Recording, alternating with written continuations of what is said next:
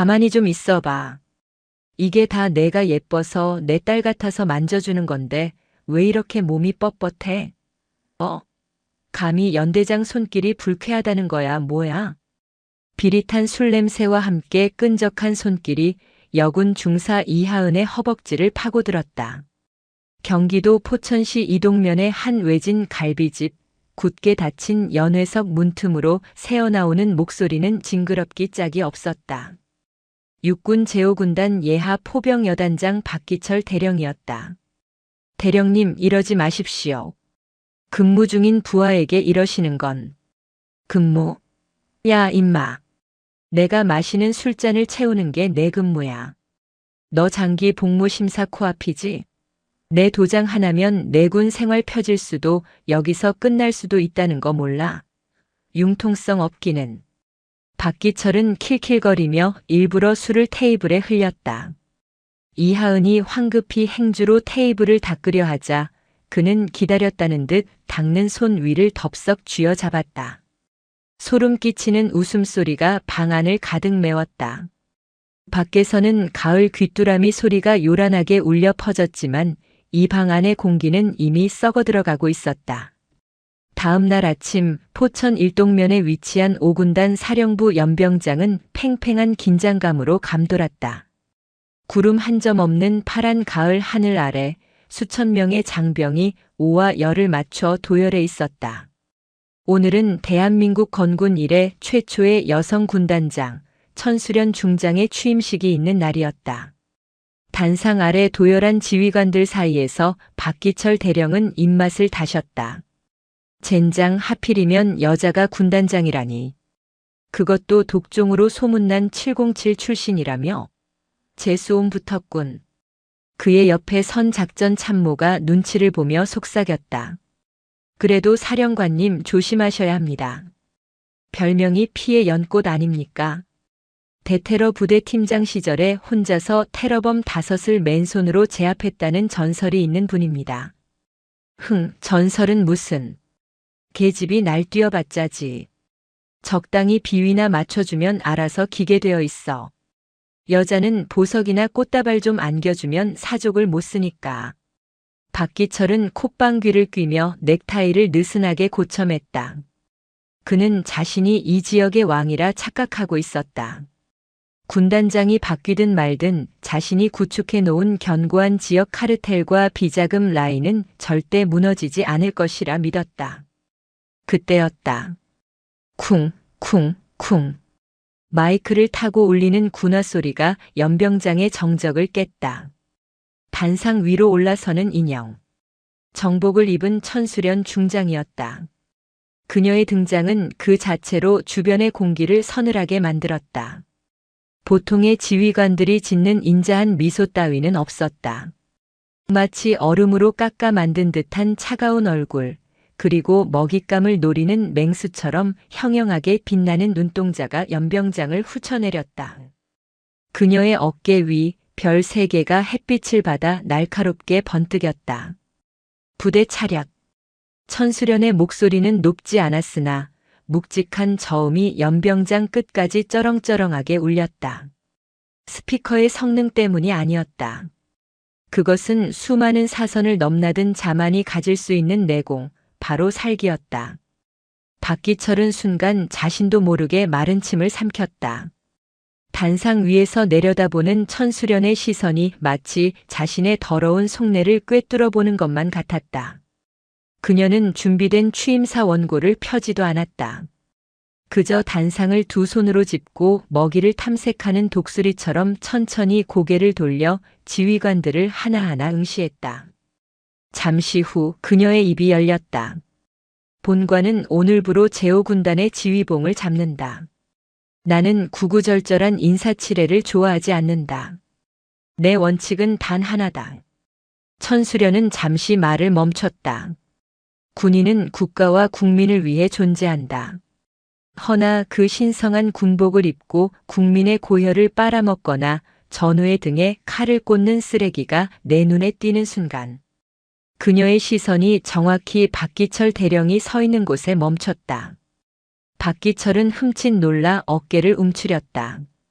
우연인가? 아니, 저 눈빛은 분명 자신을 보고 있었다. 그자는 군법이 허용하는 가장 고통스러운 방법으로 파멸할 것이다. 내 부대에 썩은 살점은 필요 없다. 도려내는 고통이 따르더라도 나는 썩은 부위를 기필코 잘라낼 것이다. 연병장에는 숨소리조차 들리지 않는 정적이 흘렀다. 병사들은 본능적으로 느꼈다. 이번 군단장은 다르다. 쇼를 하는 정치 군인이 아니라 진짜 백이 칼잡이가 왔다는 것을. 취임식이 끝나고 지휘관들이 해산하는 과정에서도 박기철은 뒷덜미가 서늘한 느낌을 지울 수 없었다. 찜찜한 기분에 서둘러 관용차에 오르려는데 군단장 전속부관이 그를 막아섰다. 박기철 대령님, 잠시 군단장실로 와주셔야겠습니다. 나를 왜? 취임 첫날부터? 군단장님 호출이십니다. 지금 즉시. 박기철은 억지 웃음을 지으며 고개를 끄덕였지만 속으로는 욕지거리를 내뱉었다. 오냐, 기싸움을 하시겠다. 어디 한번 해보자고. 내가 이 동네에서 굴러먹은 짬밥이 얼만데. 그는 짐짓 여유로운 척하며 군단 본청 건물로 향했다. 하지만 그는 몰랐다. 천수련이 707 시절부터 키워온 직감이 이미 부대 내에 퍼진 악취를 맡았다는 것을. 그리고 그녀의 책상 위에는 어젯밤 그가 이동 갈비집에서 저지른 추태에 대한 익명의 투서가 뜯기지도 않은 채 놓여 있다는 것을 말이다. 군단장실 문이 열렸다.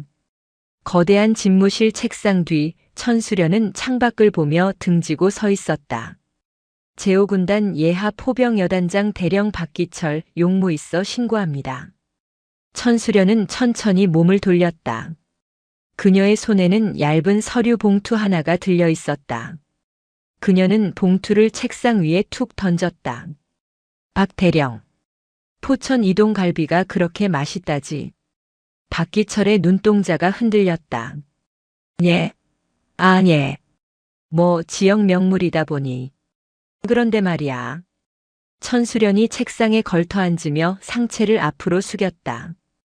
그녀의 얼굴이 박기철의 코앞까지 다가왔다. 갈비 냄새보다는 썩은 내가 진동을 하는데. 자네 몸에서 말이야. 천수련의 입가에 서늘한 미소가 걸렸다. 폭풍은 이미 시작되고 있었다. 경기도 포천시 이동면 갈비골목에서 조금 떨어진 산자락에 위치한 고급 한정식집 청송가든의 별채. 겉보기에는 평범한 식당 같았지만 이곳의 가장 안쪽 룸은 제5군단 예하 포병여단장 박기철 대령의 은밀한 아지트나 다름없었다. 창밖으로는 백운 계곡의 물소리가 은은하게 들려왔지만 방 안은 양주 냄새와 기름진 고기 냄새, 그리고 탐욕스러운 웃음소리로 가득 차 있었다. 박기철은 넥타이를 풀어 헤친 채 맞은편에 앉은 중년 남성의 술잔에 30년산 발렌타인을 콸콸 쏟아부었다. 지역 건설업체 태성건설의 최 사장이었다. 아이고, 여단장님. 귀한 술을 이렇게 막 주셔도 됩니까? 이거 제가 가져온 약소한 성의에 비하면 너무 과분한데요. 최 사장이 넙죽 술을 받아 마시며 테이블 아래로 두툼한 서류 봉투를 밀어 넣었다. 박기철은 곁눈질로 봉투의 두께를 확인하고는 입꼬리를 말아 올렸다. 만족스러운 두께였다. 최 사장, 우리 사이에 뭘 이런 걸 다. 이번에 병영생활관 리모델링 공사건 알지? 내 선에서 시설 대장 꽉 잡고 있으니까 걱정 말고 진행해. 자재는 뭐 적당히 싼 걸로 쓰고 남는 건 우리가 좋은데 써야지, 안 그래? 역시 여단장님은 통이 크십니다. 아, 그리고 저번에 말씀하신 그건 말입니다. 장병들 부식 납품 업체요.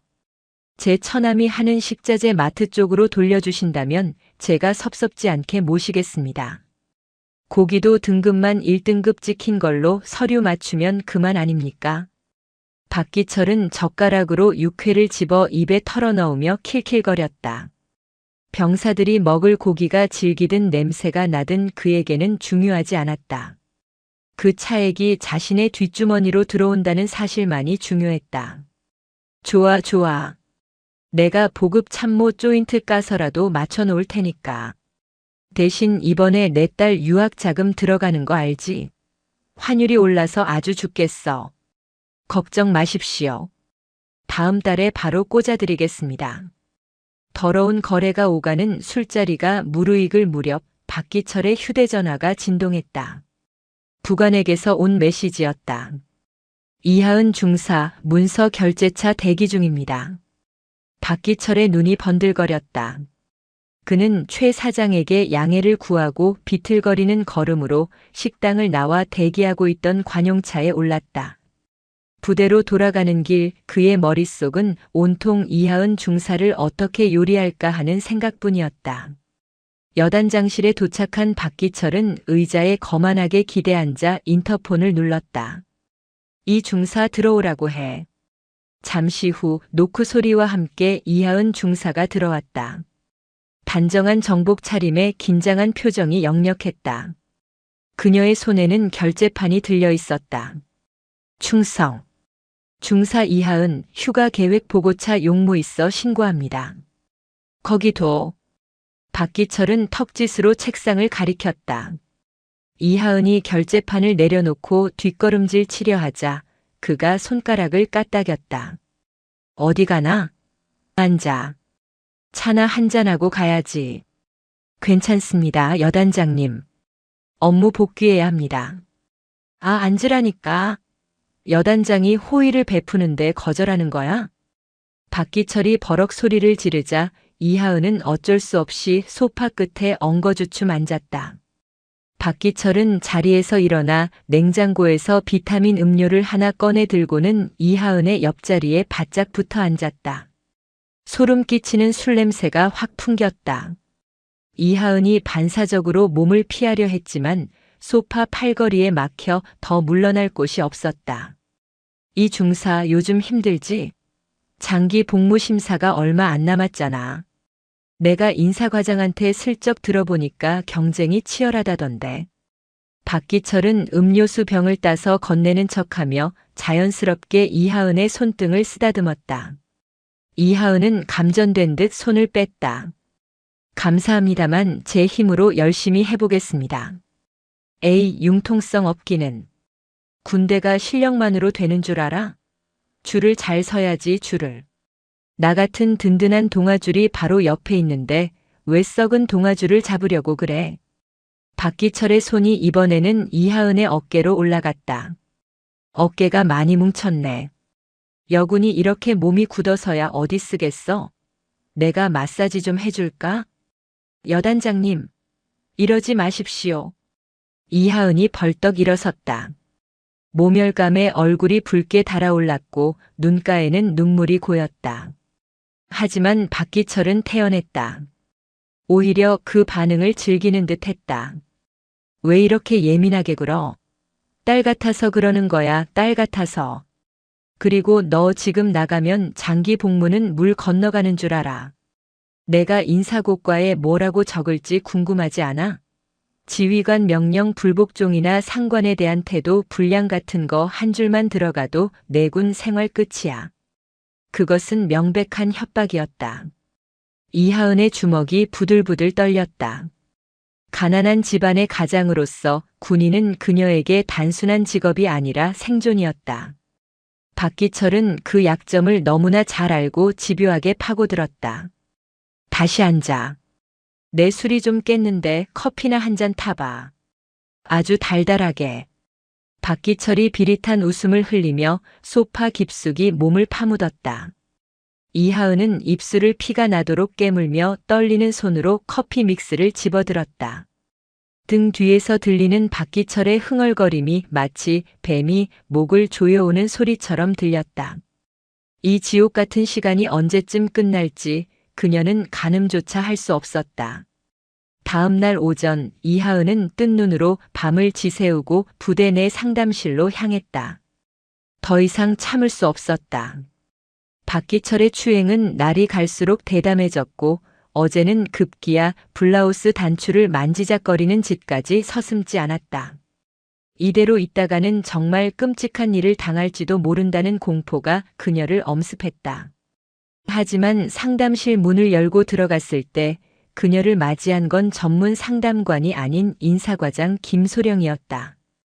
그는 박기철의 대학 후배이자 충직한 신복으로 유명한 인물이었다. 이 중사. 무슨 일이야? 상담관님 오늘 교육 가셔서 내가 대신 있는데. 이하은은 망설였지만 지푸라기라도 잡는 심정으로 입을 열었다. 과장님 드릴 말씀이 있습니다. 여단장님 아니 박기철 대령님에 관한 일입니다. 김소령의 눈썹이 꿈틀했다. 그는 하던 업무를 멈추고 의자를 돌려 이하은을 빤히 쳐다보았다. 이하은은 떨리는 목소리로 그동안 있었던 성추행과 폭언, 사적인 심부름 등을 낱낱이 털어놓았다. 이야기를 하는 동안 수치심에 몇 번이나 목이 메었다. 한참을 듣고 있던 김소령이 한숨을 푹 내쉬며 책상을 탁 쳤다.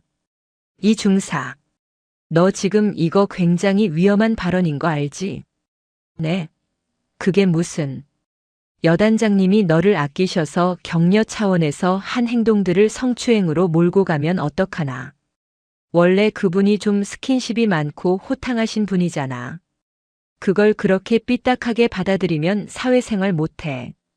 이하은은 자신의 귀를 의심했다. 과장님, 이건 범죄입니다. 억지로 손을 잡고 허벅지를 만지는 게 어떻게 격려입니까? 김소령의 표정이 차갑게 굳었다. 야, 이하은. 너 혹시 장기 심사 앞두고 점수 좀 따보려고 여단장님 방에 제 발로 찾아간 거 아니야? 그러다 뜻대로 안 되니까 지금 앙심 품고 무고하는 거냐고. 과장님. 시끄러워. 이 예민한 시기에 부대 뒤집어 놓을 일 있어?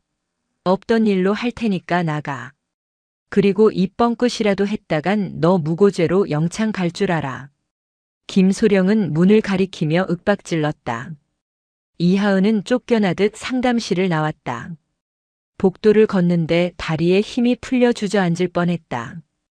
부대 내 어디에도 내 편은 없었다. 거대한 벽이 사방을 둘러싸고 숨통을 조여오는 느낌이었다. 그날 오후 이하은은 반차를 내고 부대를 빠져나왔다. 정복 대신 사복으로 갈아입었지만 마음은 여전히 감옥 속에 갇혀 있었다. 그녀의 발길이 닿은 곳은 부대 인근의 산정호수였다. 평소라면 아름답게 느껴졌을 호수의 윤슬이 오늘은 시리도록 차갑게 보였다. 평일 낮이라 산책로는 한산했다. 이하은은 나무 데크난간에 기대어 멍하니 물을 내려다보았다. 그냥 여기서 끝내면 편해질까? 박기철의 더러운 손길, 김소령의 비웃음, 가난한 집안 형편, 모든 것이 그녀를 벼랑 끝으로 몰고 있었다.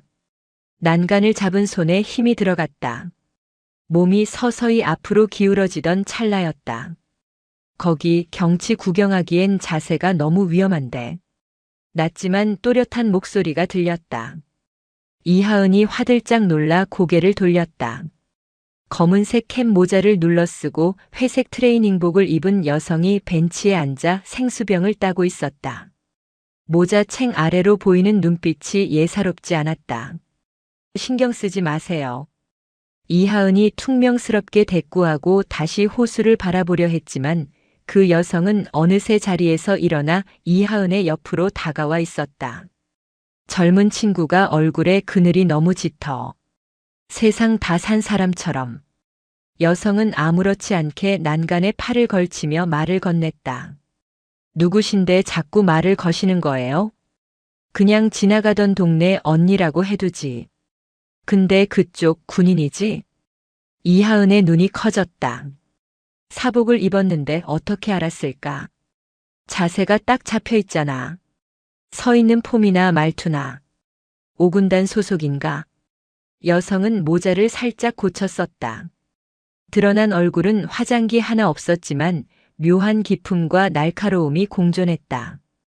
그녀는 바로 천수련 중장이었다.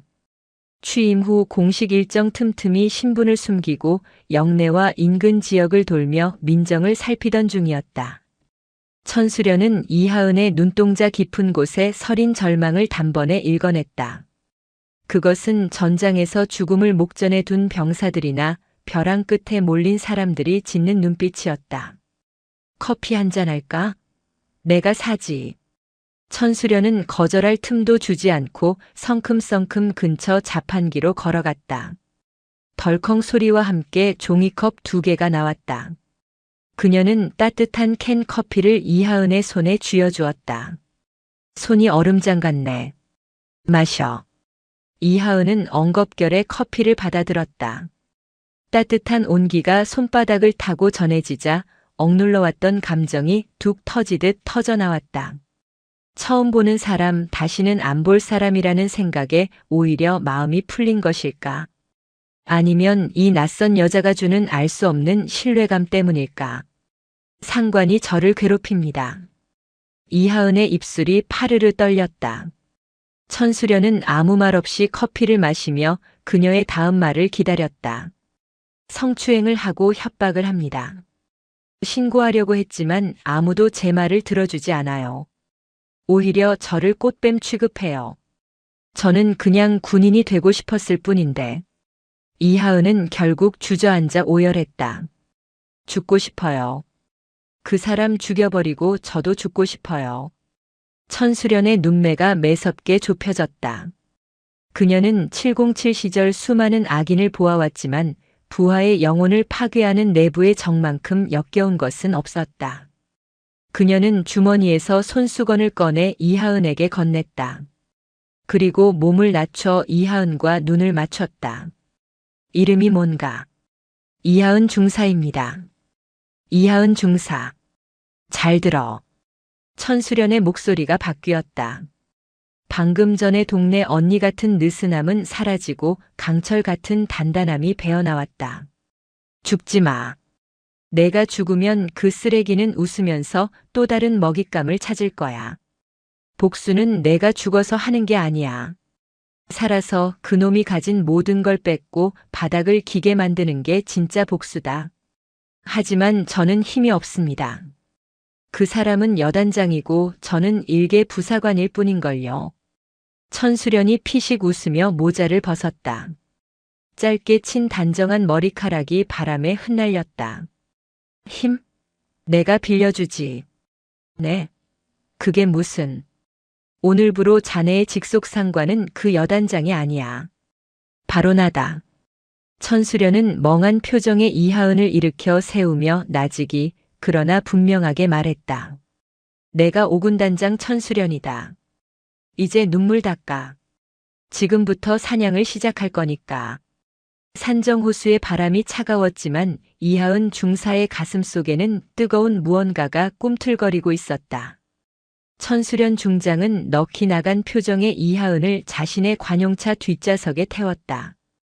운전병조차 물리는 보안 속에 차는 5군단 사령부의 정문이 아닌 후문에 위치한 별관으로 미끄러져 들어갔다.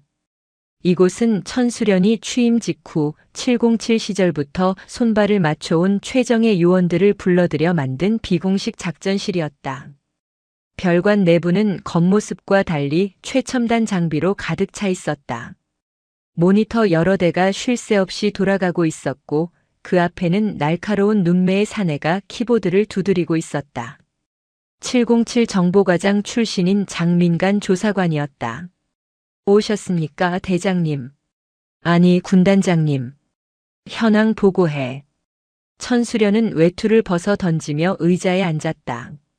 그녀의 눈빛은 이미 전장의 지휘관으로 돌아와 있었다. 박기철 대령 생각보다 더 썩었습니다. 태성건설 최 사장과 주고받은 차명 계좌 내역을 확보했습니다. 부식비 횡령은 빙산의 일각이고 군부대 인근 그린벨트 해제 정보를 미리 빼돌려 투기한 정황까지 포착됐습니다. 이 정도면 군사 재판이 아니라 사회 뉴스 일면 감입니다. 장 조사관이 모니터 화면을 띄웠다. 박기철의 추악한 돈거래 내역이 붉은색 숫자로 적나라하게 드러났다.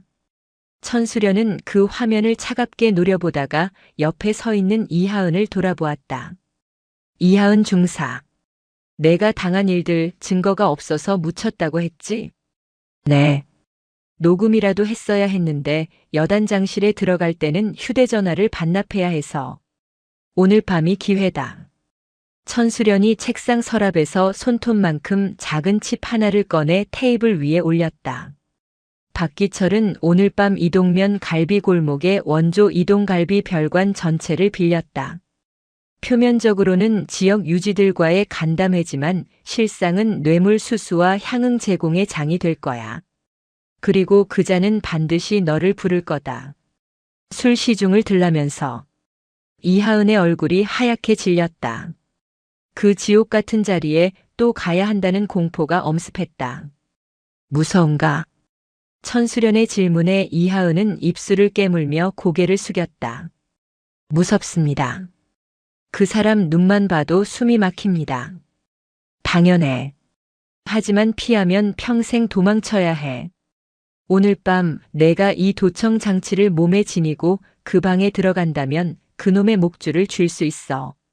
내가 당한 수모, 내 동료들이 흘린 눈물, 전부 다 되갚아줄 수 있는 유일한 칼자루야. 천수련은 이하은의 떨리는 손을 잡아 그 위에 칩을 쥐어주었다. 그녀의 손은 거칠었지만 따뜻하고 단단했다. 혼자가 아니야. 내가 그리고 내 부하들이 식당 밖에서, 아니 바로 문 하나를 사이에 두고 너를 지킬 거다. 그놈이 손가락 하나라도 까딱하는 순간 내가 들이닥친다. 약속하지.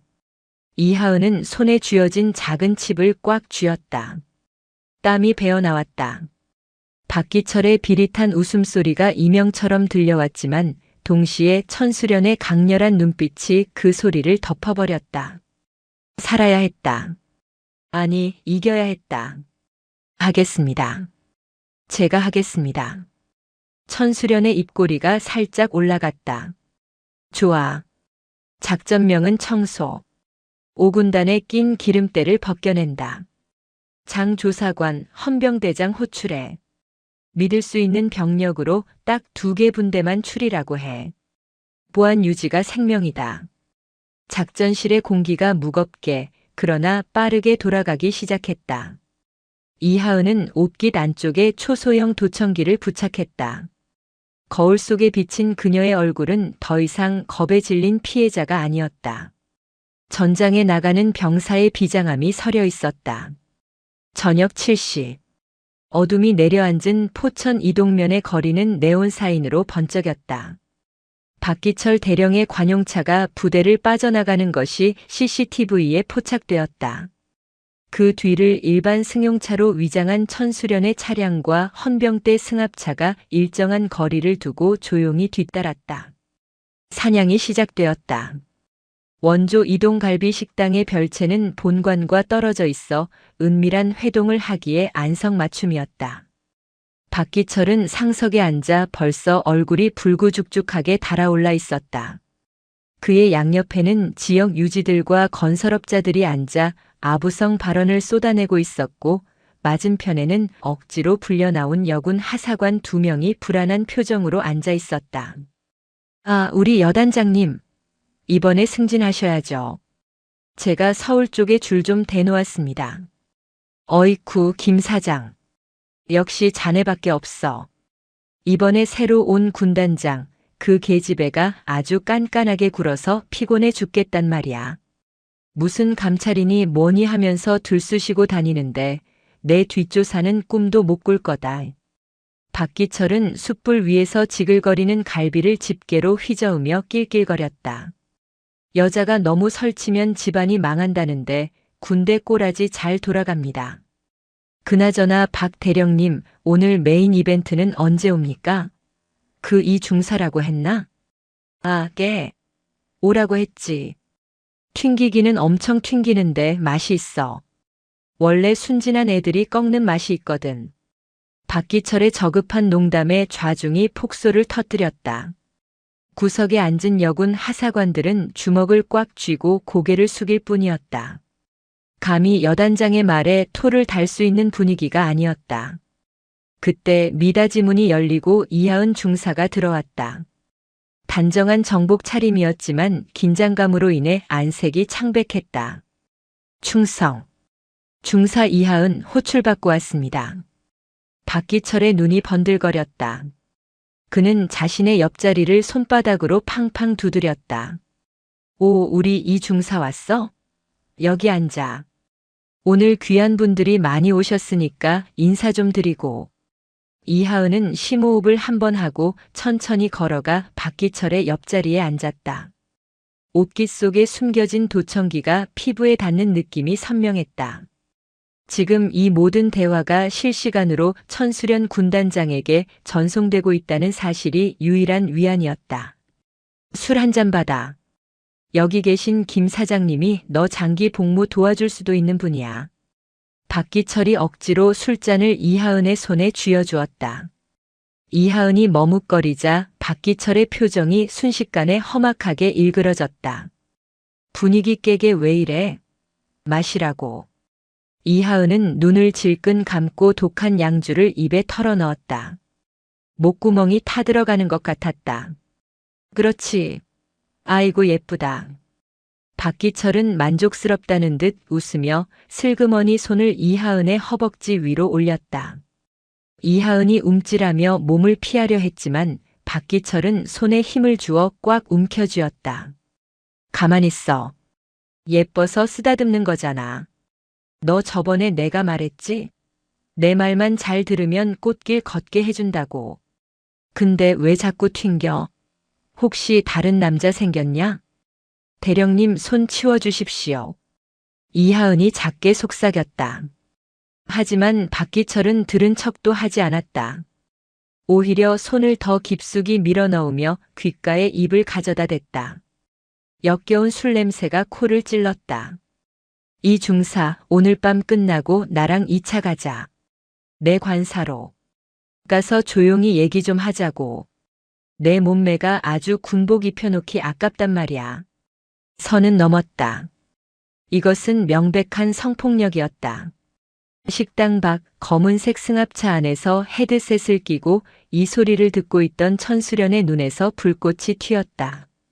그녀의 주먹이 쥐어지며 가죽 장갑에서 삐걱 소리가 났다. 녹음 확인했나? 확보했습니다. 완벽한 증거입니다. 장 조사관이 떨리는 목소리로 대답했다. 천수련은 헤드셋을 벗어 던지고 자리에서 일어났다. 전 병력 진입해. 저 새끼는 오늘부로 군인도 인간도 아니다. 식당 안에서는 박기철의 만행이 극에 달하고 있었다. 그가 억지로 이하은을 끌어안으려 하자 이하은이 비명을 지르며 그를 밀쳐냈다. 이러지 마시라고 했습니다. 박기철은 엉덩방아를 찧을 뻔했다가 중심을 잡았다. 순식간에 식당 안이 찬물을 끼얹은 듯 조용해졌다. 박기철의 얼굴이 시뻘개졌다. 이 미친년이 돌았나? 감히 여단장을 밀쳐? 너 오늘 죽고 싶어? 박기철이 손을 치켜들었다. 이하은은 반사적으로 눈을 감고 웅크렸다.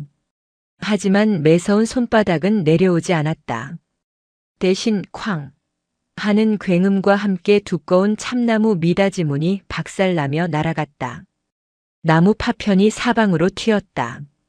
자욱한 먼지 속에서 검은색 베레모와 헌병 완장을 찬 군인들이 들이닥쳤다. 그리고 그들 사이를 가르고 성큼성큼 걸어 들어오는 한 사람. 정복을 입고 장군의 권위를 상징하는 지휘봉을 든 천수련 중장이었다. 그녀의 표정은 분노를 넘어선 경멸 그 자체였다. 뭐야? 너희들 어디 소속이야? 술에 취한 박기철은 상황 파악을 하지 못한 채 삿대질을 해댔다. 갑작스러운 급습에 동석했던 사장들은 혼비백산하여 구석으로 숨기 바빴다. 천수련은 대답 대신 박기철의 코앞까지 다가갔다. 그녀의 키는 박기철보다 작았지만 뿜어내는 기세는 거인과도 같았다. 박기철. 낮게 깔린 목소리가 식당 안을 울렸다. 군단장님? 여긴 어떻게 아니 연락도 없이 사적인 자리에 이렇게 불쑥. 사적인 자리? 천수련이 헛웃음을 터뜨렸다. 부하 여군을 강제로 불러내 성추행하고 업자들에게 뇌물을 받아 처먹는 게 사적인 자리인가? 이건 범죄 현장이다. 무슨 말씀을 하시는 겁니까? 오해입니다.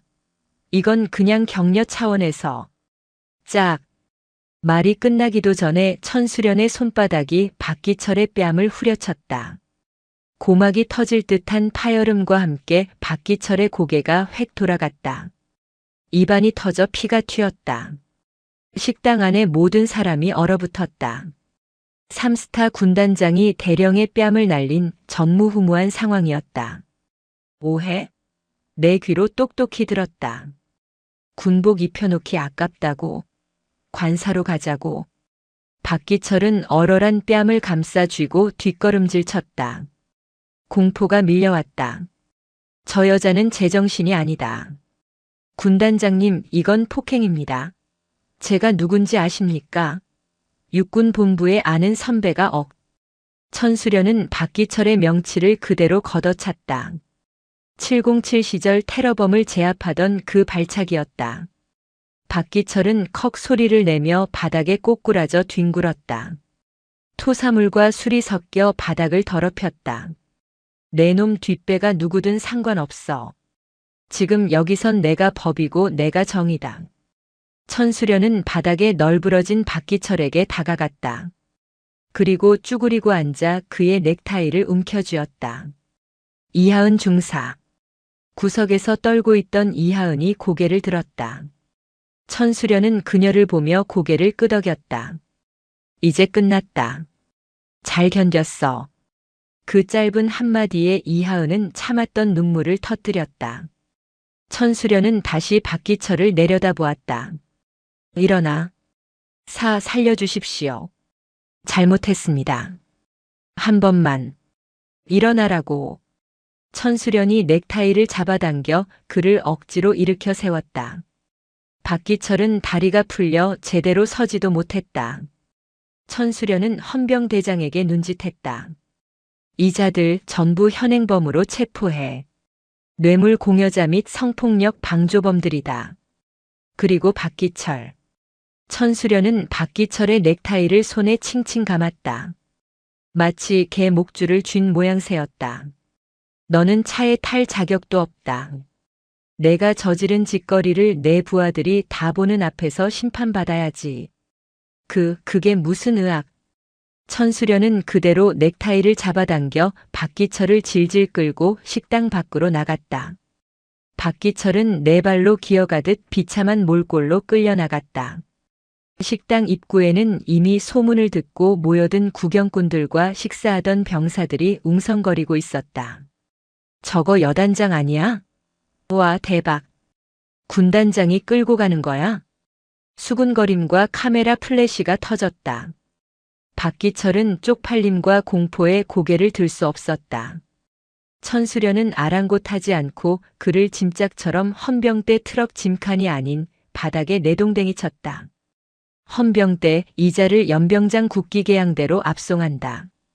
나는 이 쓰레기를 내 차에 태울 생각 없으니 트럭 뒤에 매달아서라도 끌고 와. 물론 실제로 차에 매달지는 않았지만 그 서슬퍼런 명령에 박기철은 오줌을 지릴 뻔했다. 그는 헌병들에 의해 양팔이 꺾인 채 트럭 짐칸에 처박혔다. 부대 복귀한다. 전 장병 비상 소집. 오늘 밤 5군단의 쓰레기 분리수거 날이다. 천수련의 선언과 함께 차량 행렬이 부대를 향해 출발했다. 박기철에게는 지옥행 열차나 다름없었다. 이하은은 천수련의 차에 타 멀어져 가는 식당을 바라보았다. 끔찍했던 악몽의 장소가 뒤로 사라지고 있었다. 그녀의 손을 천수련이 다시 한번 꽉 잡아주었다. 이제 시작이야. 저놈이 죗값을 다 치를 때까지 멈추지 않는다. 차창 밖으로 보이는 밤하늘의 별들이 유난히 빛나고 있었다. 그것은 곧 박기철의 어깨에 있는 계급장이 떨어지고 진짜 별인 천수련이 정의를 세우는 서막을 알리는 빛이었다. 비상소집 사이렌 소리가 포천시 일동면의 밤하늘을 날카롭게 찢었다. 평화롭던 5군단 사령부는 순식간에 거대한 벌집을 쑤셔놓은 듯 요동쳤다. 생활관에서 잠을 청하려던 병사들, 당직 사관들, 영내 관사에 머물던 간부들까지 예외 없이 연병장으로 뛰쳐나왔다. 수십 개의 서치라이트가 동시에 켜지며 연병장의 어둠을 대낮처럼 밝혔다. 차가운 가을 밤 공기 사이로 수천 명의 장병이 내뿜는 입김이 하얗게 피어올랐다. 그들의 시선은 모두 단상 옆 가장 높게 솟아있는 국기계양대로 쏠려 있었다. 저게 뭐야? 사람 아니야? 미친 박기철 여단장님 아냐? 헌병들이 왜 저래? 웅성거림은 곧 경악으로 바뀌었다. 헌병들에게 양팔을 붙들려 질질 끌려오는 남자는 불과 몇 시간 전까지 위세등등하던 포병여단장 박기철 대령이었다. 하지만 지금 그의 몰골은 처참했다. 찢어진 정복 셔츠, 피가 말라붙은 입가, 그리고 흙투성이가 된 바지. 무엇보다 그의 목에는 넥타이가 짐승의 목줄처럼 단단히 감겨 있었다. 헌병들은 박기철을 국기계양대 기둥 앞에 무릎 꿇렸다. 나, 이거 안 나? 내가 누군지 알아. 감히 대령 몸에 손을 대. 박기철이 악을 쓰며 발버둥 쳤지만 건장한 헌병 4명을 당해낼 수는 없었다.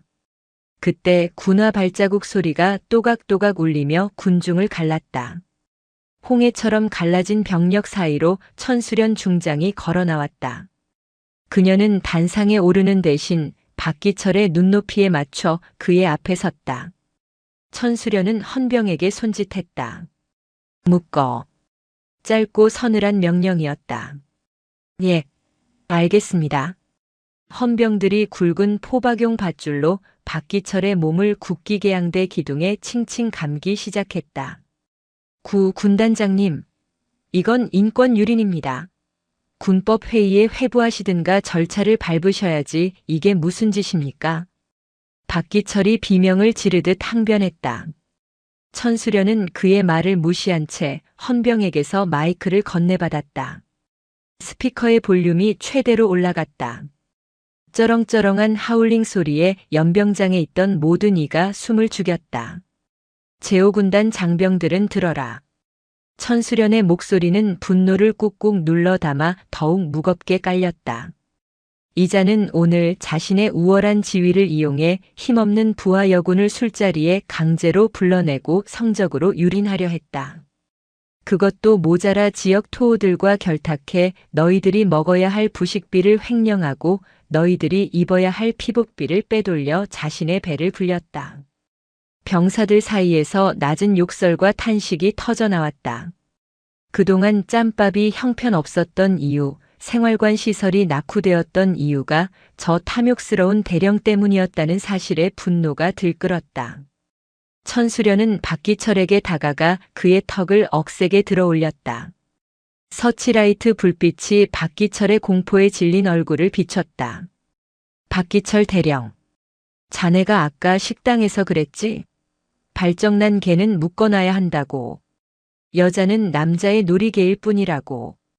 천수련은 박기철의 목에 감긴 넥타이를 거칠게 잡아당겨 기둥에 매듭지었다. 컥 하는 소리와 함께 박기철의 고개가 꺾였다. 그래서 내가 너를 위해 특별히 준비했다. 발정난 개는 사람과 섞일 수 없다. 그러니 여기에 묶여 있어라. 내가 그토록 무시하고 짓밟았던 병사들이 너를 어떻게 바라보는지 그 경멸의 시선을 똑똑히 느껴봐라. 자, 잘못했습니다. 살려주십시오, 장군님. 제발 체면 좀. 박기철이 울먹이며 애원했다. 바지가 축축하게 젖어 들어갔다. 공포를 이기지 못하고 실금을 한 것이다. 천수련은 코를 막는 신용조차 하지 않고 싸늘한 눈빛으로 그를 내려다보았다. 체면, 명예, 찍. 천수련의 손이 박기철의 어깨로 향하더니 망설임 없이 그의 견장을 뜯어냈다. 대령 계급장인 무궁화 3개가 힘없이 바닥으로 떨어져 흙바닥에 뒹굴었다. 군인의 명예는 계급장이 아니라 행동에서 나온다. 너는 오늘부로 군인이 아니다. 그저 성범죄자이자 파렴치한 범죄자일 뿐이다. 천수련은 반대쪽 견장마저 뜯어버리고 그의 가슴에 달려있던 명찰까지 떼어내 바닥에 던졌다.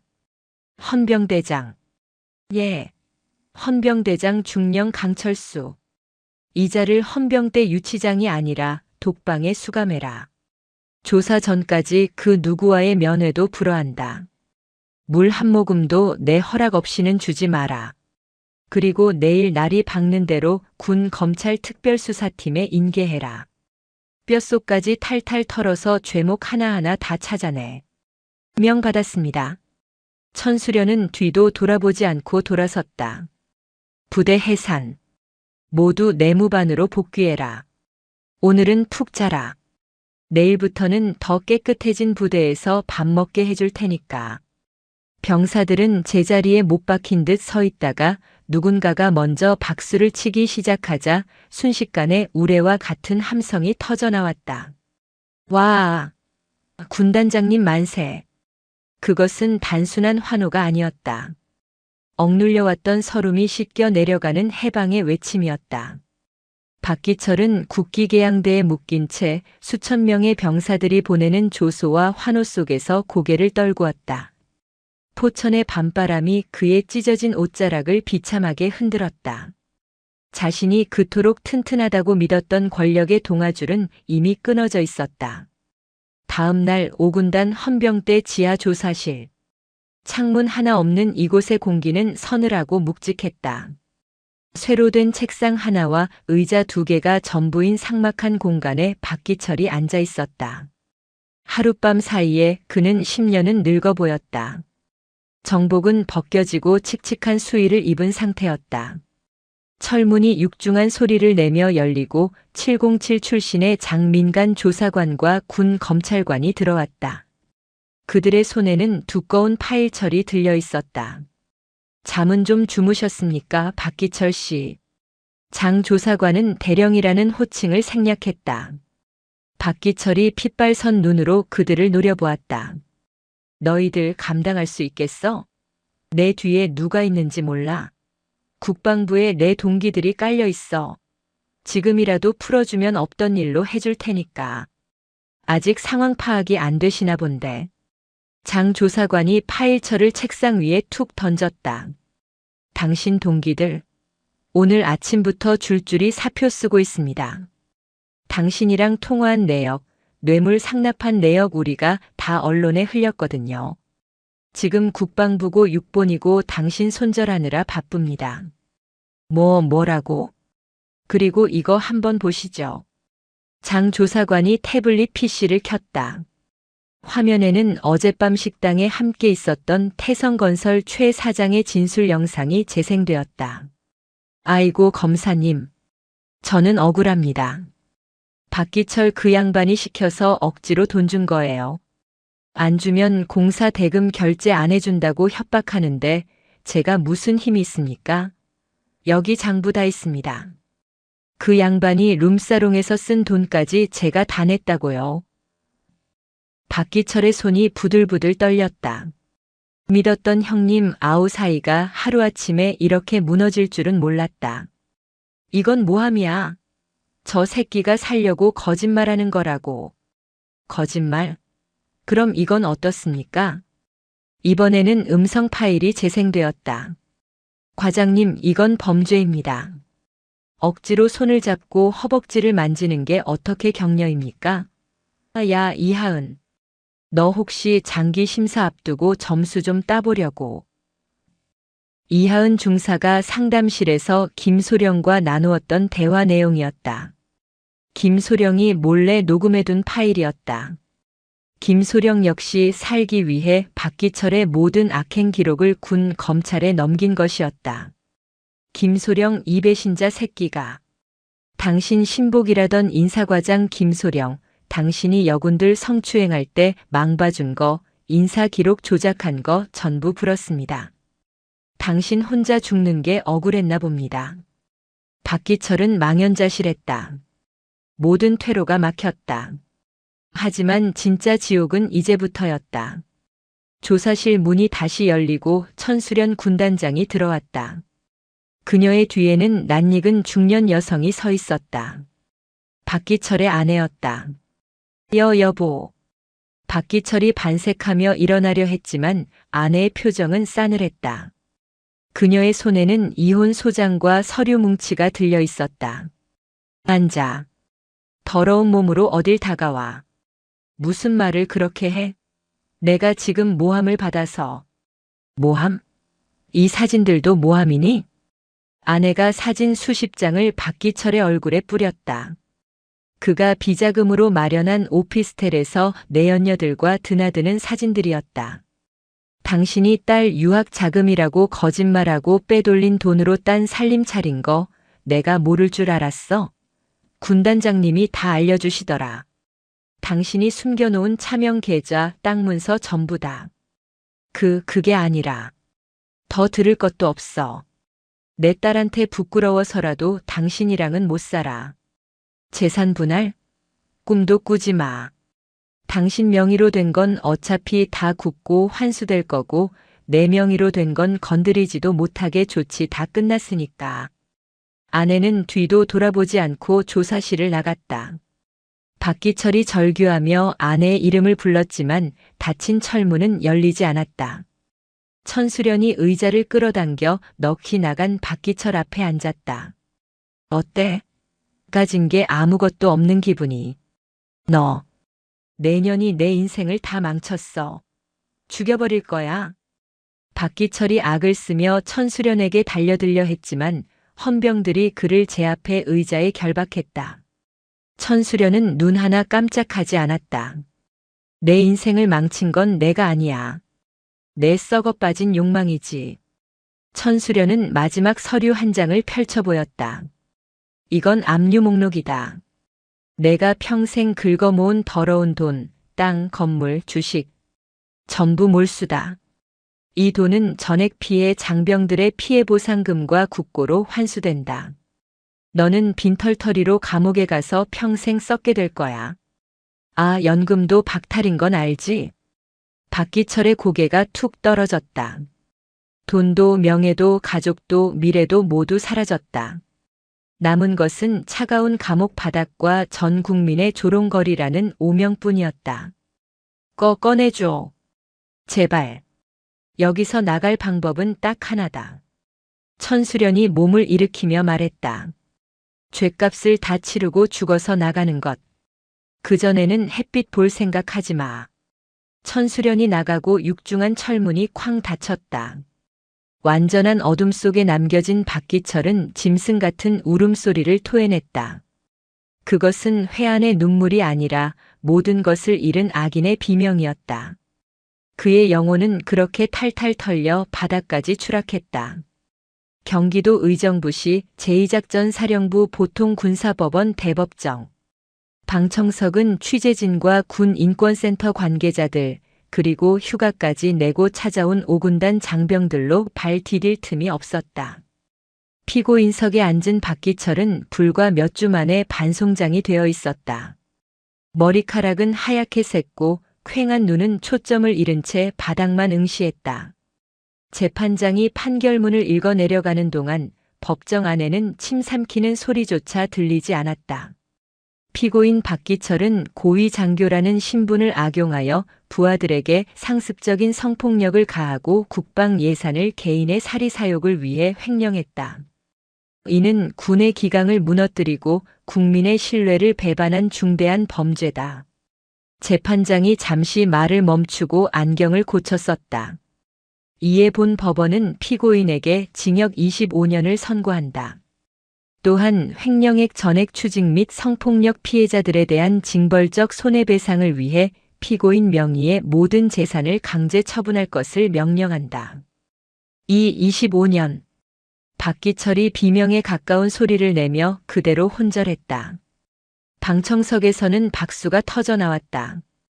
헌병들이 축 늘어진 박기철을 질질 끌고 나가는 모습은 그가 국기계양대에서 끌려나가던 그날 밤보다 더 기참해 보였다. 며칠 후 국군 수도병원 입원실. 이하은 중사는 창밖을 바라보고 있었다. 사건 이후 심신의 안정을 위해 천수련 중장의 특별 지시로 입원 치료를 받고 있었다. 똑똑. 노크 소리와 함께 천수련이 병실로 들어왔다. 근무복 차림이었지만 손에는 딱딱한 서류 가방 대신 예쁜 과일 바구니가 들려 있었다. 몸은 좀 어떤가? 군단장님, 충성. 이하은이 침대에서 내려와 격려하려 하자 천수련이 손을 저어 말렸다. 쉬어. 환자가 무슨 격려야. 천수련은 의자를 끌어당겨 앉은 뒤 품에서 통장 하나를 꺼내 이하은의 손에 쥐어주었다. 이게 뭡니까? 박기철이 숨겨놓았던 비자금 그리고 놈이 가지고 있던 땅과 건물을 경매로 넘겨 만든 돈이다. 법무참모가 아주 독하게 뜯어냈지. 국가로 환수될 벌금을 제외하고 놈이 너와 다른 피해자들에게 줘야 할 위자료와 피해보상금을 최우선으로 배정받았다. 이하은이 떨리는 손으로 통장을 펼쳤다. 찍혀있는 숫자의 0이 너무 많아 한눈에 세기도 힘들었다. 그녀의 집안 빚을 다 갚고도 평생 걱정 없이 살 수 있을 만한 거액이었다. 이걸 제가 받아도 되는 겁니까? 당연하지. 내가 흘린 눈물, 내가 겪은 고통에 비하면 이것도 적어.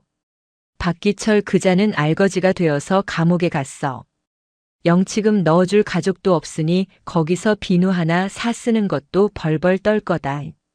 천수련은 멍하니 있는 이하은의 어깨를 토닥였다. 그리고 이건 내 개인적인 선물. 천수련이 또 하나의 봉투를 내밀었다. 그 안에는 장기 복무 확정 통지서가 들어있었다. 내 능력과 근무 평점만으로 심사한 결과다. 박기철의 입김 따위 없어도 너는 충분히 훌륭한 군인이야. 이제 돈 걱정, 진급 걱정하지 말고 치료에만 전념해. 건강한 모습으로 부대에 복귀해야지. 이하은은 통지서를 가슴에 품고 오열했다. 서러움의 눈물이 아니었다. 지옥 같던 어둠이 걷히고 비로소 진짜 태양 아래 선 것 같은 안도감의 눈물이었다. 감사합니다. 정말 감사합니다, 군단장님. 고마워할 것 없어. 나는 지휘관으로서 내 부하를 지켰을 뿐이다. 천수련은 우는 이하은을 따뜻하게 안아주었다. 창밖으로 보이는 가을 하늘은 눈부시게 푸르렀다. 정의가 실현된 세상은 이렇게나 아름다웠다.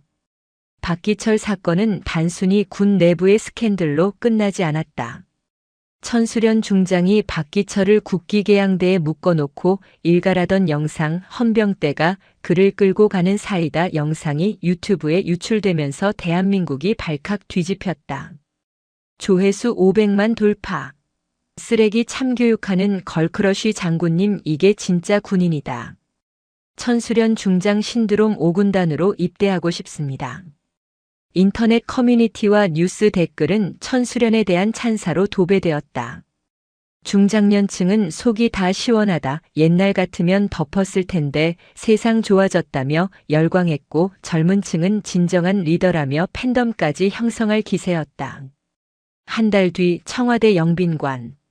대통령 주재 군 주요 지휘관 격려 오찬 행사가 열렸다. 화려한 샹들리에 아래 대한민국을 움직이는 별들이 모여 있었다. 그 중에서도 단연 화제의 중심은 천수련 중장이었다. 천수련 장군, 앞으로 나오세요. 대통령이 직접 그녀를 호명했다. 천수련이 단상 앞으로 나가 절도 있게 격려했다. 충성. 대통령은 환한 미소를 지으며 그녀의 가슴에 보국 훈장 국선장을 달아주었다. 천장군. 이번 일로 우리 군이 국민에게 큰 신뢰를 얻었습니다. 썩은 살을 도려내는 용기, 그리고 부하를 끝까지 책임지는 리더십. 그것이 바로 이 시대가 원하는 강군의 모습입니다. 과찬의 말씀입니다. 저는 그저 군인의 본분을 다했을 뿐입니다. 제 부하들이 억울하지 않게 군복을 자랑스럽게 입을 수 있게 하는 것이 제 임무입니다. 천수련의 겸손하면서도 당당한 대답에 장내에 우레와 같은 박수가 쏟아졌다. 카메라 플래시가 쉴 새 없이 터졌다. 그녀의 어깨에 달린 별 3개가 그 어떤 조명보다 찬란하게 빛났다. 행사가 끝나고 부대로 복귀하는 길. 5군단 사령부 정문을 통과하자 놀라운 광경이 펼쳐졌다. 누가 시키지도 않았는데 도로 양옆으로 수천 명의 장병이 도열해 있었다. 군단장님 환영합니다. 존경합니다. 병사들은 진심을 담아 환호하고 박수를 쳤다. 그들의 눈빛에는 두려움이나 강요가 아닌 진짜 존경심이 담겨 있었다. 차에서 내린 천수련은 뭉클한 가슴을 안고 병사들을 바라보았다. 군중 속에 건강해진 모습으로 복귀한 이하은 중사가 보였다. 그녀는 씩씩한 모습으로 거수 경례를 올렸다. 그 옆에는 더 이상 질 나쁜 고기를 먹지 않아 혈색이 좋아진 병사들이 해맑게 웃고 있었다. 이것이야말로 훈장보다 더 값진 보상이었다. 천수련은 본청 계단 위에 올라 마이크를 잡았다. 5군단 장병 여러분. 환호성이 잦아들고 정적이 흘렀다. 여러분이 자랑스러워할 수 있는 부대를 만들겠다고 약속했다. 아직 갈 길이 멀다. 하지만 분명한 건 내 눈에 흙이 들어가기 전까지 내 부하들을 괴롭히는 자는 그 누구라도 용서하지 않을 것이다. 너희는 오직 조국만 바라봐라. 너희의 뒤는 내가 지킨다. 와! 함성이 포천의 하늘을 뒤덮었다. 집무실로 돌아온 천수련은 창가에 서서 멀리 보이는 국기계양대를 바라보았다. 더 이상 그곳에 묶인 죄인은 없었다.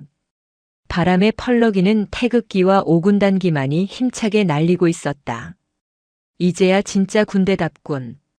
그녀는 책상 위에 놓인 가족사진, 707 시절 동료들과 찍은 낡은 사진을 한번 쓰다듬고는 다시 지휘봉을 잡았다. 서류 결제판이 산더미처럼 쌓여 있었다. 하지만 그녀의 입가에는 옅은 미소가 걸려 있었다. 별은 어둠 속에서 가장 밝게 빛난다. 대한민국 육군 중장 천수련. 그녀는 그들만의 별이 아닌 병사들의 눈물을 닦아주는 진정한 별 중의 별이었다.